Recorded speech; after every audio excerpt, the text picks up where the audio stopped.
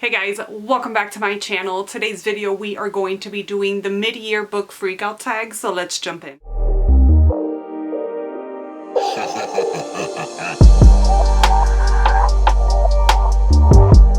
I think I said this last year as well, but every time I'm gonna sit down to do the mid-year book freakout tag, I feel like I've read so many good books, but then I sit down to do this and I'm like, what have I read? I haven't read anything. And also, like, I'll go back and I feel like whatever ratings I gave it too high, because at this point I'm like, did I really love that book? Now, there are a few that the minute I see them, I'm like, oh yes, and it takes me back to when I read it. But for the majority of it, I'm like, have I really read anything that I absolutely love? With that being said, we're gonna jump into the first question, which is the best book that you have read so far for 2021. And hands down, I knew this. I mean, the minute I saw the question, I was like, yes, The Conqueror Worms. Obviously, this wasn't published in 2021.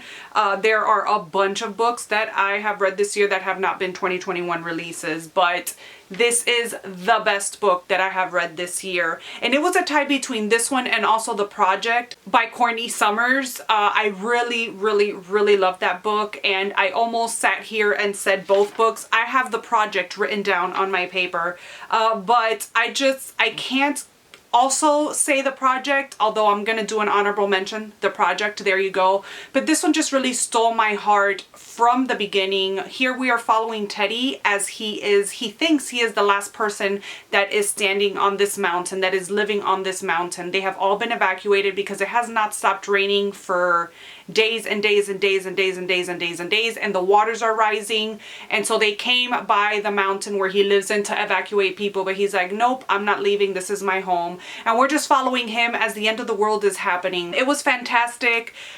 I love Teddy. I love the feel of the book. I loved the writing. This was my first Brian Keene, if I'm not mistaken. And as I finished this, I was like, why haven't I been reading Brian Keene my whole entire life? Best book that I've read so far in 2021. Listen, we cannot be talking this long, Marcella, because we have a lot of books. We got 13 questions. The next question is, what is the best sequel I have read so far this year? Hands down, that goes to The Well of Ascension. I will add the wrap up where I talk about this book recently, so you could check it out. But I love this book. I love all of Brandon Sanderson's books, and I have read a couple of sequels, not that many so far this year.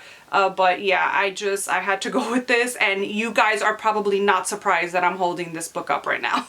The next question is new release that I haven't read yet but want to. I have two books for this one. The first one is What Comes After by Joanne Tompkins. This was just one of my picks for book of the month in April, and the synopsis sounded so intriguing and so right up my alley. This is a thriller book, and apparently there's these two teenagers that have died, and this family is mourning, and then this girl comes out of the woods one day pregnant, and somehow she is involved, or the two boys are involved with something with her, something along those lines. But I'm super wanting to read this.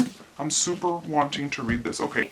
And the next one is Malibu Rising, which just came out in June, so not too bad. I plan on reading this month, but I wanted to drop everything that I was reading when I got this in my book of the month. Taylor Jenkins Reid can do no wrong in my eyes, like no wrong. Each book that I've read of hers has been 5 stars, so I'm really looking forward to this one. Most anticipated release for the second half of the year. Can I sit here and just give you one release? No, I'm gonna give you about 6. The first one that I'm gonna talk about is probably the one that I'm most excited about. It's my number one, and it comes out in October, I believe, of this year, and that is Kingdom of the Cursed. I absolutely adored Kingdom of the Wicked. I was obsessed with it. I still think about it to this day, so needless to say, I'm super excited for Kingdom of the Cursed. I'm also excited for, we have some Megan Miranda coming out, Such a Quiet Place. I love Megan Miranda. She's an autobi author for me.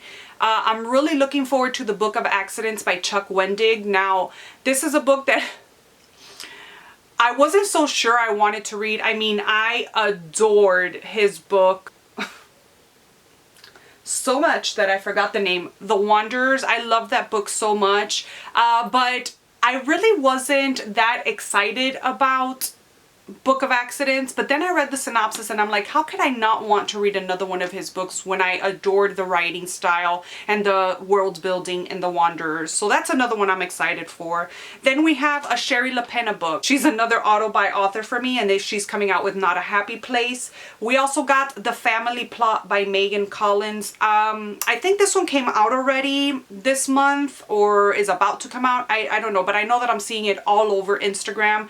And although I have not read a Megan Collins before, not that I could recall, the cover to this one really sparked my interest. I think it's mostly because there's a little house on the cover, and you guys know how I feel about covers with books. Yeah, with that too, but with houses, it's just an immediate attraction that I have. Even if it's just, I think I've said this before, even if it's just like a little window or part of a building, there's just something so fascinating to me about houses on covers. So I'm excited for that one. And then the last one, Lisa Jewell. She's another auto-buy author for me.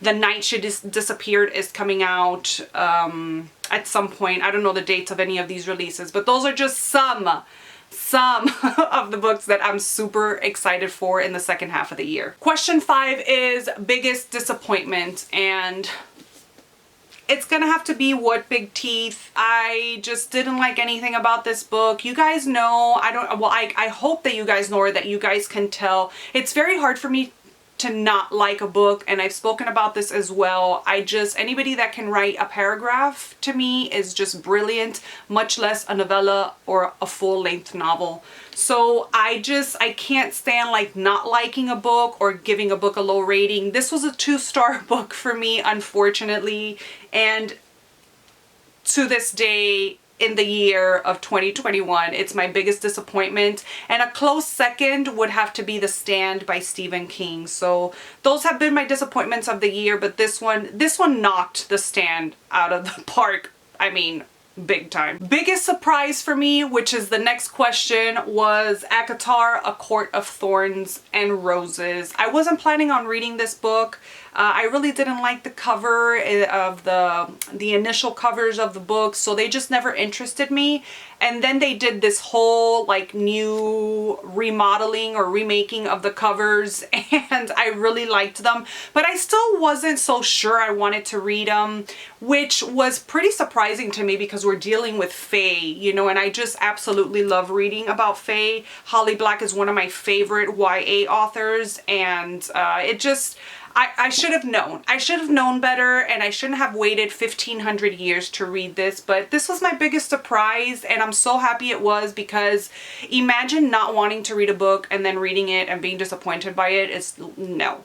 So I'm just really happy that this was my biggest surprise this year. The next question is favorite new author, and I think this is my favorite question in the whole entire tag thing, because I have been wanting, or I have been screaming my love for these two authors this year, and that is Brian King, which I have already spoken about in question number 1. So I guess question number 1 is my second favorite question.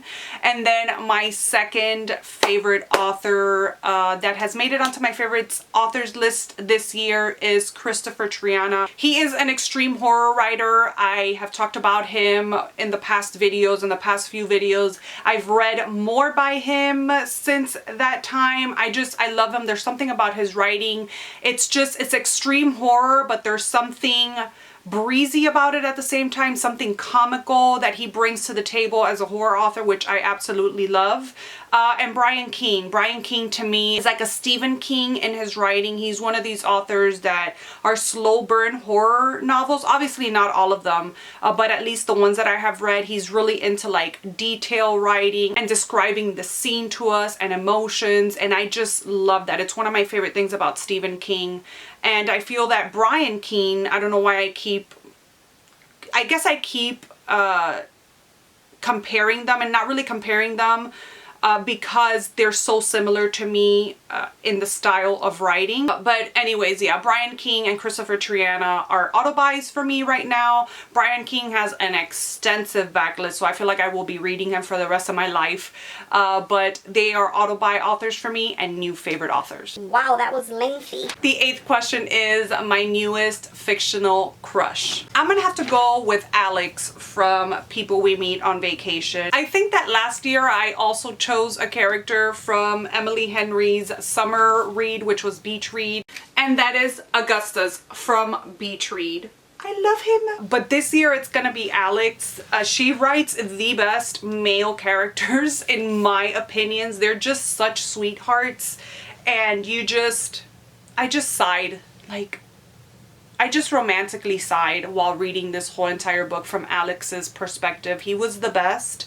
I don't know who I would choose between Augustus and Alex, but an honorable mention because I just love this one. I just feel kind of weird choosing this as my fictional crush as a 39-year-old woman, and this is a YA book, but I would have to go with Rysand as well. He's just amazing. The way that he was with Feyre and how he was just the complete opposite from Tamlin to Feyre. So honorable mention for Rysand. Newest favorite character would probably have to go to Teddy from Take Your Turn, Teddy. I've spoken about this book a million times. I could probably pick a million other characters that I've fallen in love with this year, just like Alex, just like Poppy from People We Meet on Vacation. But I think that Teddy has left a long-term impact on me. Just everything that he went through from being a child all the way to growing up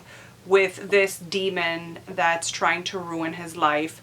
This was a fantastic book. If you have not read this, please read it. It's just amazing and creepy and just unsettling at times as well. So I choose Teddy and I stick with my choice. 10, a book that made you cry. I'm gonna start off with Betty. I actually have the physical book, but that book is such a thick one and it's like under this whole stack. So it's gonna stay there, and I'm gonna show you the picture here. Oh my gosh. This book was a tear jerker. When I mean like I cried multiple times in this book, I cried multiple times in this book.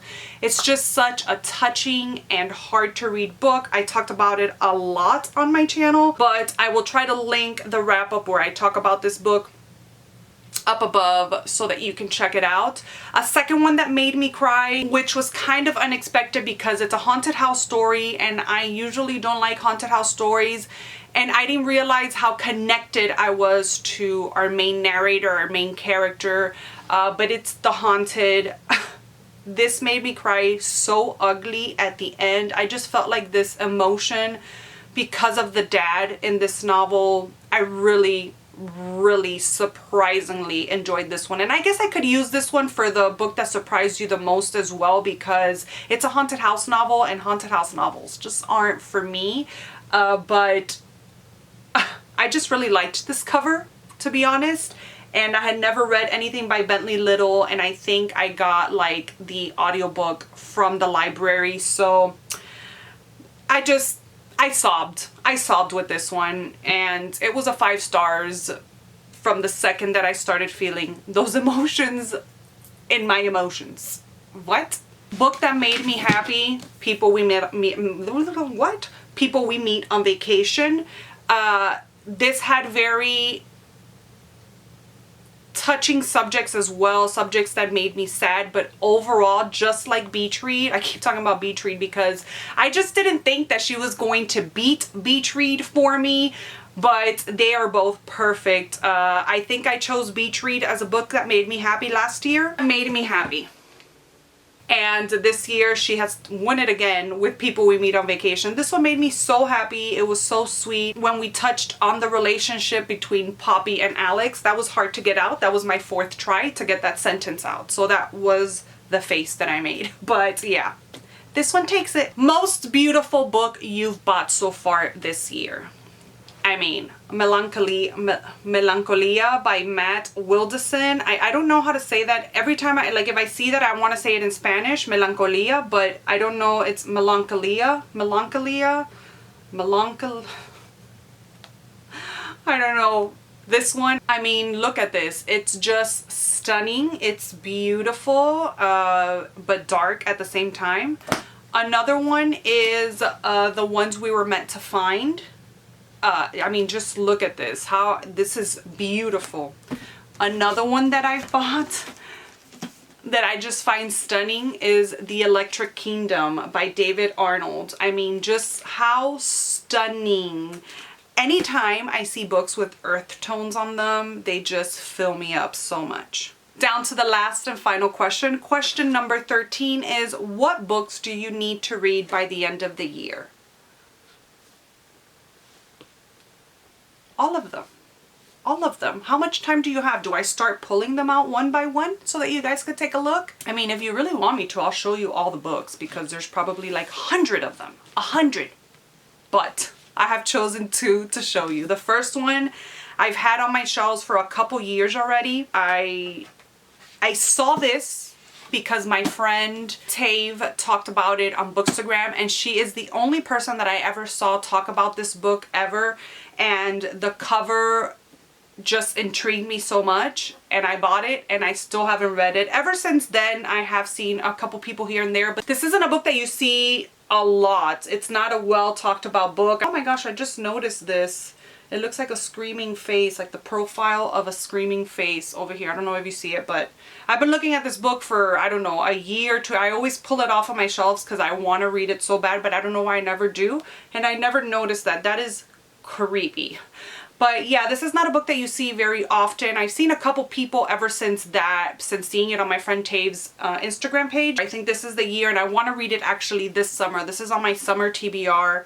It says, Halcyon is the answer for anyone who wants to escape, but paradise isn't what it seems. And Sarah Pinborough blurbed it back here. It says, yours is a Kuntz or King for a new generation. The other book that I want to read before the year is over, and it's actually before the show comes out. I'm not sure. I think this show comes out fall of 2021 this year, so it's The Chestnut Man. I didn't even know this was going to be a Netflix adaptation until it came out as an ad for like a video that I was watching. Came out before a video. I feel like my lipstick is coming out in pieces. So please forgive me if my lips are cracking and falling. But yeah, so I saw it as an ad, and I'm like, why hasn't anybody told me that this is going to be a Netflix adaptation? So I immediately pulled it off of my shelves because for me, it's like out of sight, out of mind. And I want to read it this summer. I've heard mixed reviews about this, but either way, I'm dying to read this. I feel like this is going to be a 5-star for me. I don't know why. I just have this feeling that this is going to be a 5-star book for me, but it's a little bit of a chunker. So that is the last book that I am going to talk about in this video. Let me know in the comment section down below what has been your favorite book so far this year, what has been your biggest disappointment, your biggest surprise, and what is a book that you want to read before the year is over. Let me know those 4 things. So that's it, you guys. That is everything for this video. I hope you guys enjoyed. Thank you so much for watching, and I will see you guys in my next one. Bye.